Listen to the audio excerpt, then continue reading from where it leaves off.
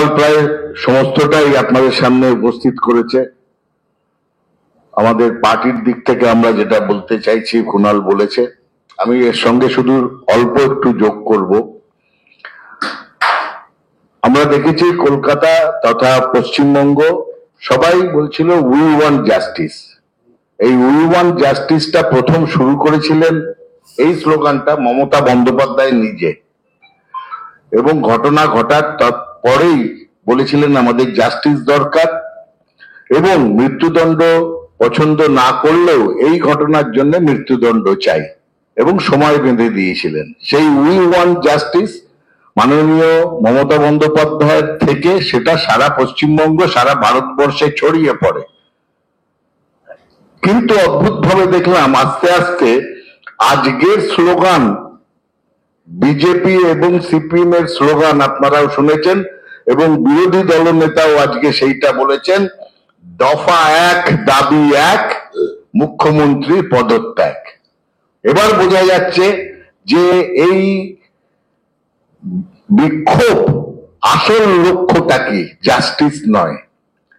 একটা মহিলা মারা গেছেন যিনি, তার জন্যে অশ্রুপাত নয়, ভেতরে ভেতরে একটা ষড়যন্ত্র করা, যেটা মানুষের সমর্থনে সম্ভব হয়নি, সেইটা বকলমে পেছনের দরজা দিয়ে যদি করা যায়। তাই জন্যে এই যে স্লোগান দফা এক দাবি এক, মুখ্যমন্ত্রী পদত্যাগ বলে একদিকে সিপিএম শুরু করলো, সেটাকে প্রতিধ্বনিত করলেন শুভেন্দু অধিকারী। আমরা বারবার বলে এসেছি এরা একেবারে মিলেমিশে এক। তাই দফা এক দাবি এক, মুখ্যমন্ত্রী পদত্যাগ, এই স্লোগান প্রমাণ করছে সিপিএম বিজেপি মিলেমিশে এক। এবং এরই সঙ্গে হচ্ছে যে ডাক্তারদের কর্মবিরতি, ডাক্তাররা মিছিল করছেন নিজেদের সুরক্ষা, একজনের জাস্টিস চেয়ে, সেটা খুব ভালো, সমাজে এই সচেতনতা দরকার। কিন্তু মনে রাখা দরকার সারা পশ্চিমবঙ্গে শুধু সরকারি ডাক্তারই আছে প্রায় 23,000, এবং আজকে যারা গিয়েছিলেন তারা অনেকেই বেসরকারি ডাক্তার, প্রভূত অর্থের অধিকারী। তারা যখন বলছেন যে সমস্ত চিকিৎসার ব্যবস্থার কর্মবিরতি, তখন ওই গরিব লোকটা যে বীরপাড়া গ্রাম থেকে আসছে কিংবা বর্ধমান থেকে আসছে মাকে সঙ্গে নিয়ে চিকিৎসার জন্য, যে সরকারি হাসপাতালে ঢুকে 2 টাকার টিকিট কেটে চিকিৎসা করাবো, তাদের বিপদে ফেলা হচ্ছে ডাক্তার বাবুদের। এইটা আমি স্মরণ করিয়ে দিচ্ছি, ওই হিপোক্রেটিক ওথ বলে একটা শপথ নিতে হয় এই ডাক্তার বাবুদের। প্রতিবাদ আছে প্রতিবাদের জায়গায়, কিন্তু প্রতিবাদের অধিকার সাধারণ মানুষের চিকিৎসার অধিকার যেন কেড়ে না নেয়। এটা আমি করজোরে সমস্ত ডাক্তার বাবুদের জন্য বলছি। আপনাদের যেরকম প্রতিবাদের অধিকার, সেই অধিকারের পাশাপাশি চলতে হবে সাধারণ মানুষের শান্তিতে বেঁচে থাকার অধিকার, চিকিৎসার অধিকার, এবং সমগ্র বাংলার তাদের যে নির্ণয় আমরা উন্নয়নে থাকবো, শান্তিতে থাকবো, ভেদাভেদে থাকবো না, সেই অধিকারটাও আপনাদের দেখতে হবে। এবং আজকে সব থেকে বড় কথা দাঁড়িয়ে গেছে যে ব্যাপারটা সিবিআই এর হাতে, আপনারাও জানেন। এই নিয়ে তো বিশদভাবে বলেছে কুণাল, কিন্তু একটা বিষয়, হাইকোর্ট 21 দিনের টাইম দিয়েছে প্রিলিমিনারি রিপোর্ট দেওয়ার জন্য, সেই নিয়ে কেউ তো মুখ খুলল না। যেখানে মমতা বন্দ্যোপাধ্যায় 7 দিন টাইম বেঁধে নিয়েছিলেন নিজের পুলিশকে, তার মাঝখানে সিবিআই দায়িত্ব নিল, তার মাঝখানে 24 ঘন্টার মধ্যে যে মূল অপরাধী বলা হচ্ছে তাকে গ্রেপ্তার করা হয়েছে, তদন্ত এগোচ্ছে, সিবিআই কে দিয়েছে। মমতা বন্দ্যোপাধ্যায় বলেছিলেন সিবিআই করলে আপত্তি নেই, কিন্তু আপত্তি এক জায়গায়, যেই করুক তদন্ত দ্রুততার সঙ্গে করতে হবে, সততার সঙ্গে করতে হবে, নিরপেক্ষতার সঙ্গে করতে হবে। সব থেকে বড় কথা দ্রুততা। সেখানে হাইকোর্ট বলেছে, আপনারা জানেন, 21 দিনের মাথায় সিবিআই প্রিলিমিনারি রিপোর্ট দেবে।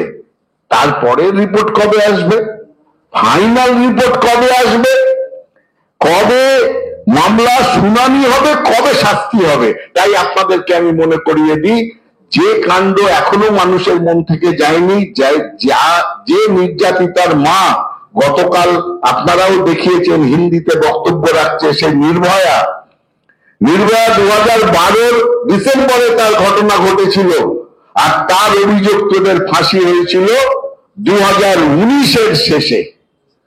মমতা বন্দ্যোপাধ্যায় বলেছিলেন এই বিলম্ব আমাদের চাই না, আমরা একটা এক্সাম্পলারি পানিশমেন্ট চাই। তাহলে জাস্টিসটা কে চেয়েছেন?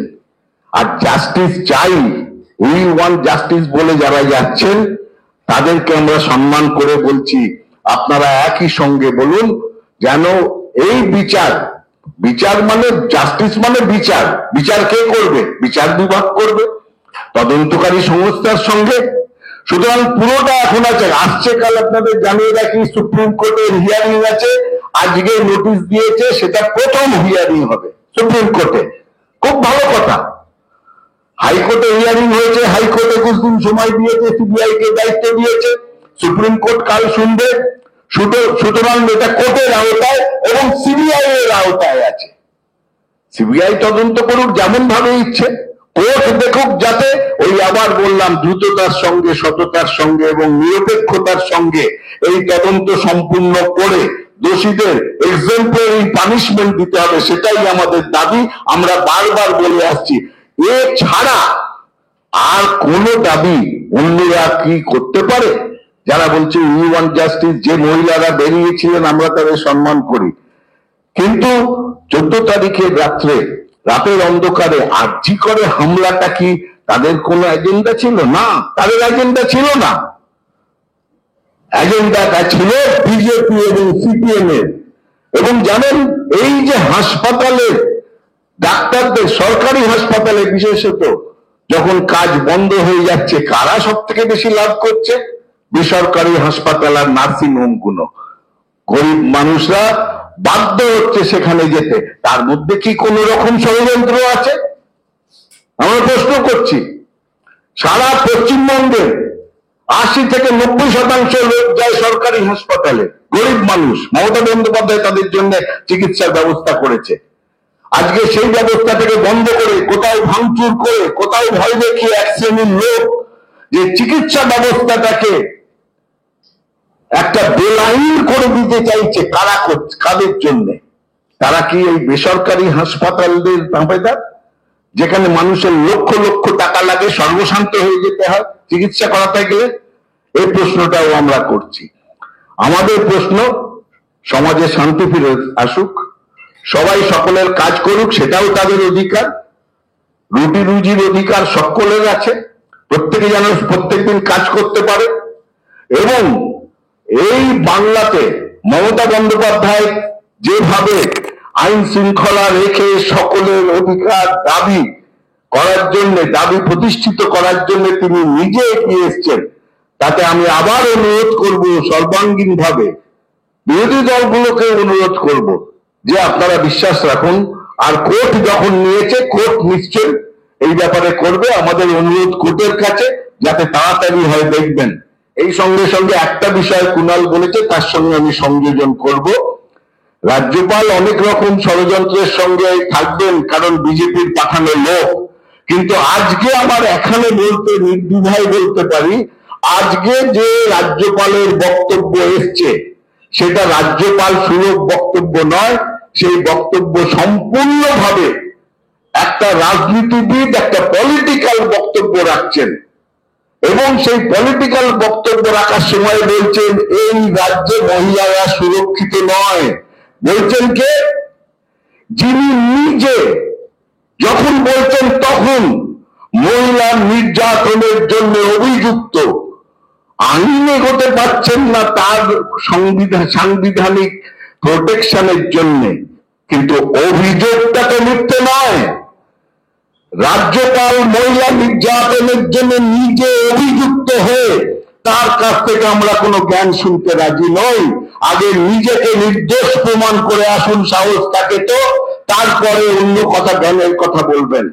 আমরা জানি, পশ্চিমবঙ্গ জানে কিভাবে মহিলাদের সমর্থন করতে হয়, তাদের সুরক্ষা করতে হয়, তাদের সম্মান রাখতে হয়। পশ্চিমবঙ্গ জানে, পশ্চিমবঙ্গের মানুষ তাদের মা বোনদের সম্মান তারাই রক্ষা করবে। এটাই আমাদের আজকের এইটুকুনি বলার ছিল।